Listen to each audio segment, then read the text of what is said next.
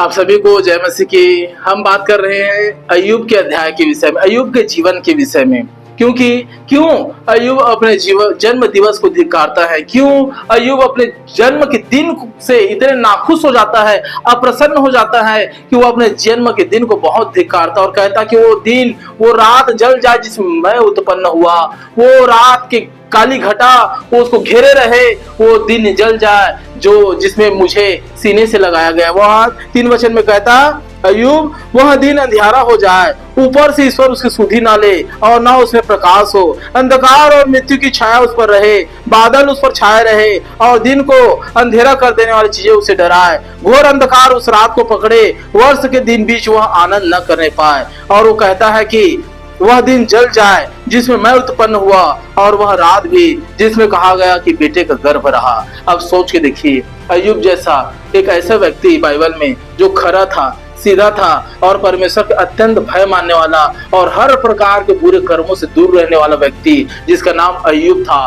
परमेश्वर स्वयं उसकी इन गुणों की वजह से तारीफ करता है जो उस समय में कोई और भी व्यक्ति था ही नहीं उस जगह पर। ऐसा व्यक्ति अपने जन्म दिवस को धिक्कारता है कि क्यों मैं पैदा हुआ, क्यों ऐसा हुआ, क्यों ऐसा हुआ।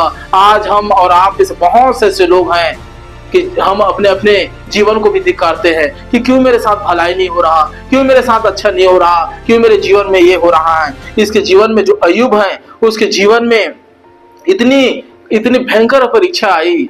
कई बार आप लोग इसको पढ़े होंगे। उसके जितने बेटे थे, बेटियां थी, वो सब के सब को पूरे तरीके से अंधकार की जो शक्तियां हैं वह उसकी परीक्षा पूरे तरीके से वो पूरे टेस्ट कर देखना चाहा कि अय्यूब परमेश्वर को धिक्कारेगा कि नहीं, परमेश्वर को कोसेगा कि नहीं। आप ये अय्यूब जैसा विश्वासी के जीवन में जब परीक्षा आया तो आपके और हमारे जीवन में क्या नहीं आएगा?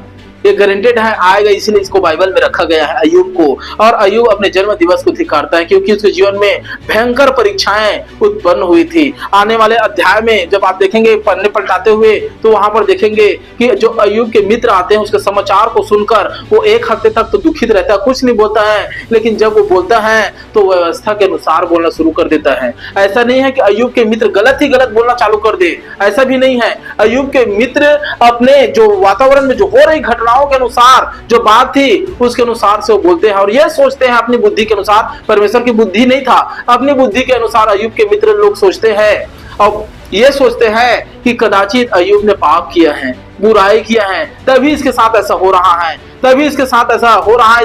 इसके जो धन संपत्ति था वो छीना गया, इसके जो हक के चीज थे उसके शैतान ले गए, इसके बेटी बेटा जो थे उसको खत्म कर दिया गया है। अय्यूब घोर पापी व्यक्ति होगा, ऐसे वो लोग मन में विचार करते करते ये कह रहा था कि मनुष्य जो बोलता है अय्यूब वही काटता है। तू परम प्रधान को धन्य कर, परम प्रधान की महिमा कर, तू क्यों उसको कुड़कुड़ा रहा है? ये उनके मित्र लोगों का कहना था, क्योंकि उनके मित्र लोग भी धर्मी ही व्यक्ति थे, लेकिन वो लोग क्या थे? अपनी समझ के सहारा के अनुसार अय्यूब को जवाब दे रहा था। ना तो अय्यूब ना तो उनके मित्र परमेश्वर के भेद भरी बातों को नहीं समझ पा रहा था कि हो क्या रहा है। वे कोई लोग नहीं समझ पा रहे थे, अय्यूब भी नहीं समझ पा रहा था कि मुझे से मैं तो कोई गलती किया ही नहीं हूँ, परमेश्वर तू क्यों मुझे सजा दे रहा है। और उसके जो धर्मी लोग थे अर्थात उनके और भी मित्र लोग थे जो उस समय के अय्यूब के ही मित्र थे, अय्यूब जैसा धर्मी था तो उनके मित्र भी वैसी कंडीशन में थे। वो लोग ये नहीं समझ पा रहे थे, ये लोग विचार नहीं कर पा रहे थे कि अय्यूब तो खरा व्यक्ति है तो उनके साथ ऐसा क्यों हो रहा है। वो लोग ये विचार कर डाले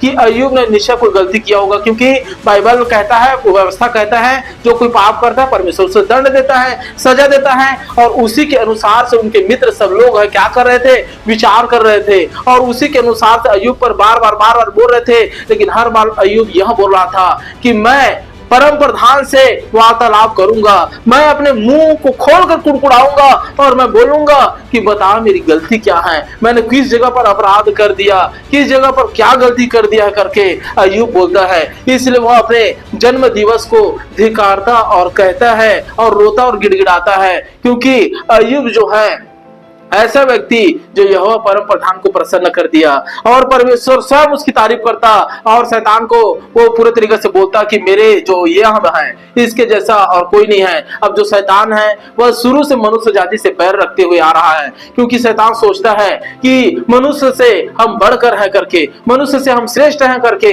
इसलिए शैतान मनुष्य से बैर करता है। और अय्यूब को पूरे तरीके से वहां यह चेक कर रहा था कि कोई मनुष्य ऐसा हो ही नहीं सकता जो बुराई ना करता हो, जो खराई में पूरे तरीके से चलता हो, जो ईमानदारी हो, ऐसा कोई हो ही नहीं सकता।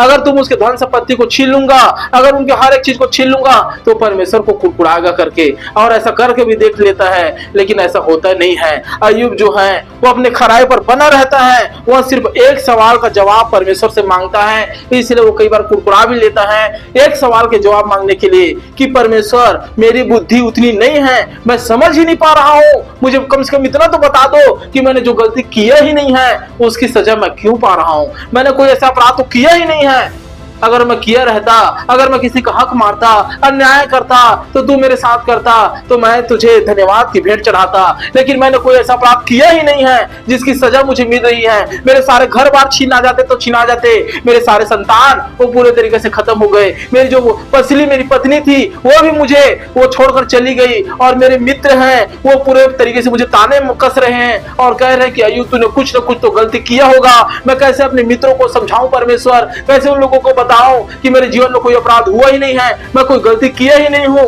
लेकिन फिर भी ऐसा हो रहा है करके। और एक समय आता है कि मेरे विश्वासी भाइयों, स्वयं परमेश्वर आता है और कहता है कि मेरे दास जो अय्यूब है उससे वो जो है उसके जीवन वो खराई का है, वो अपने खराई में बना हुआ ही है और अपने वो खराई पर चला है करके। इसलिए मेरे विश्वासी भाइयों और बहनों, आप सब अय्यूब के जीवन की तरह अपने जीवन को पूरे तरीके से बाइबल के अनुसार रखें। हो सकता है कि उस घटना को आज आप नहीं समझ पा रहे हैं, आपके साथ जो हो रहा है आप नहीं समझ पा रहे हैं, हो सकता है आज आप प्रार्थना करने वाले हो, उपवास रखने वाले हो, या ये बीमारी हट जाए करके लगातार उपवास प्रार्थना में हो और वो सुना नहीं जा रहा है। हो सकता है कि आप किसी भाई को बदलने के लिए लगातार प्रार्थना कर रहे हो, हालात को बदलने के लिए लगातार प्रार्थना कर रहे हो, लेकिन हो सकता है कि आप परीक्षा में हो, उस परीक्षा के दौरान हो सकता है कि आपका समय पूरा नहीं हुआ हो आशीष और खुशियां पाने का, इसलिए वो आप परीक्षा के दौरान जीवन चल रहे हैं, आपके जीवन बीत रहा है, लेकिन ठीक समय आने पर आपको परीक्षा से बाहर निकालेगा। अय्यूब की तरह अय्यूब को समझ में नहीं आ रहा था कि बता दीजिए पिता कि क्या गलती है, हो क्यों नहीं रहा मेरे साथ अच्छा। उसी प्रकार आप लोगों के साथ भी ऐसा हो रहा होगा कि आप चर्च जाने के बावजूद, भेंट दशवांश देने के बावजूद, उपवास प्रार्थना करने के बावजूद जो हम इच्छा लगा रहे हैं पिता उसमें विलंब हो रहा है, मिल ही नहीं रहा। तो ये वजह ऐसी हो सकती है कि परीक्षा में आप हो सकते हो, और वो परीक्षा जिस समय आप निकलेंगे आप दुगने आशीष दुगने सामर्थ्य के साथ निकलेंगे। मैं कह रहा हूं यीशु मसीह के नाम से आप दुगने आशीष और दुगने सामर्थ्य के साथ निकलेंगे और आप आग में तपाए हुए खरे सोने के समान चमकेंगे और परमेश्वर आपको लिए हुए चलेगा और आपके जीवन में आशीष को उंडेलेगा। निश्चय आप समझे होंगे कि जीवन में परीक्षाएं आती हैं और एक समय तक ठहरी रहती हैं, तो परमेश्वर में आप सब बने रहे। God bless you all.